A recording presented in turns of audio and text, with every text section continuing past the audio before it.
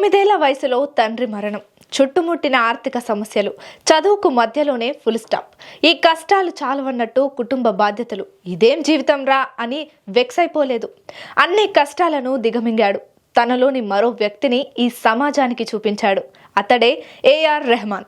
సంగీత ప్రపంచంలో ఈ పేరు ఓ సెన్సేషన్. అతి తక్కువ సమయంలోనే స్టార్ మ్యూజిక్ డైరెక్టర్గా తనకంటూ ఓ మార్క్ను క్రియేట్ చేసుకున్నాడు. 2 ఆస్కార్ అవార్డులను తన ఖాతాలో వేసుకున్నాడు. భారతీయ సినిమా వైభవాన్ని అంతర్జాతీయ వేదికపైకి తీసుకెళ్లిన ఘనత రెహమాన్దే. ఆస్కార్ అవార్డు అందుకున్న రెహమాన్ తన వ్యక్తిగత జీవితం గురించి ఎప్పుడూ బయటపెట్టలేదు. అలాగే అతడి కుటుంబం కూడా మీడియా ముందుకు ఎప్పుడూ పెద్దగా రాలేదు. అలాంటిది ఇప్పుడు రెహమాన్ తన భార్యకు విడాకులు ఇవ్వడంతో అందరూ షాక్ అయ్యారు. దీంతో ఇప్పుడు రెహమాన్ లైఫ్ గురించి నెట్టింట తెగ సర్చ్ చేస్తున్నారు నెటిజన్స్. ఈ క్రమంలోనే అసలు రెహమాన్ పూర్తి పేరేంటి, ఎందుకు ఇస్లాంలోకి మారాడు, భార్యకు ఎందుకు బ్రేకప్ చెప్పాడు, మరెవరితోనైనా రిలేషన్లో ఉన్నాడా వంటి హాట్ టాపిక్స్ పై మెగా9 టీవీ స్పెషల్ ఫోకస్.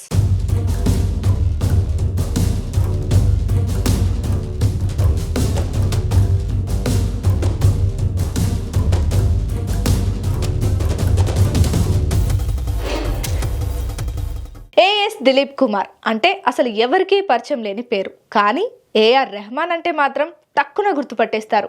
ఈ పేరు వింటే చాలు మనసును హత్తుకునే ప్రశాంతతను అందించే మ్యూజిక్ చెవులకు వినిపిస్తుంది. ఇండియన్ ఫిలిం ఇండస్ట్రీలో ఎన్నో అద్భుతమైన పాటలకు తన మ్యూజిక్తో ప్రాణం పోశాడు రెహమాన్. అలాంటి రెహమాన్ 1967 జనవరి 6న మద్రాసులో జన్మించాడు. ఆయన అసలు పేరు ఏఎస్ దిలీప్ కుమార్. తండ్రి ఆర్కే శేఖర్, తల్లి కస్తూరి. తండ్రి శేఖర్ మ్యూజిక్ డైరెక్టర్. తమిళ, మలయాళీ సినిమాలకు ఫిలిం స్కోర్ కంపోజర్గా పనిచేశారు. అందుకే రెహమాన్ 4 సంవత్సరాల వయసు నుంచే పియానో నేర్చుకోవడం మొదలుపెట్టాడు. రెహమాన్ మాస్టర్ ధనరాజ్ ఆయన దగ్గరే సంగీతంలో శిక్షణ తీసుకున్నాడు. అంతేకాదు స్టూడియోలో తన తండ్రికి హెల్ప్ చేసేవాడు. 9 ఏళ్ల వయసులోనే రెహమాన్ తన తండ్రిని కోల్పోయాడు. దీంతో కుటుంబ బాధ్యతలు భుజాన వేసుకున్నాడు. ఆర్థిక సమస్యలు ఎక్కువ కావడంతో చదువును మధ్యలోనే ఆపేశాడు. 11 ఏళ్ల వయసులోనే పియానో, కీబోర్డ్ ప్లేయర్గా ఇళయరాజా, రమేష్ నాయుడు, జాకిర్ హుస్సేన్, కన్నకుడి వైద్యనాథన్, ఎల్ శంకర్ వంటి దిగ్గజాలతో పనిచేశాడు. అయితే రెహమాన్ కుటుంబం 1989లో ఇస్లాం మతంలోకి మారింది. అప్పటి నుంచి దిలీప్ కుమార్ పేరు కాస్త రెహమాన్గా మారింది.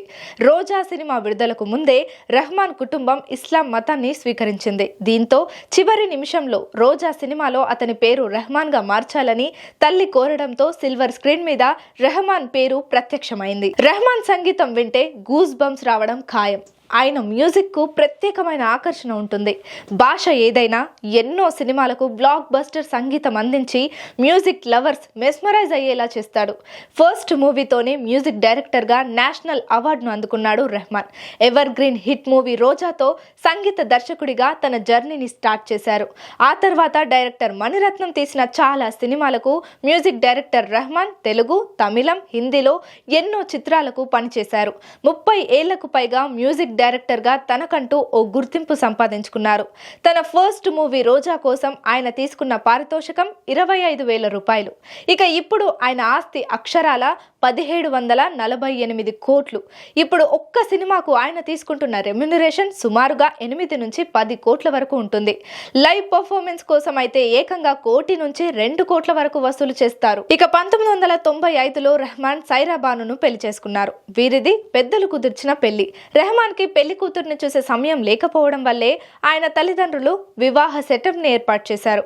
ప్రముఖ నటుడు రహీష్ రెహమాన్ కి కోడలు అయిన సైరా బానుని రెహమాన్ కి ఇచ్చి పెళ్లి చేశారు.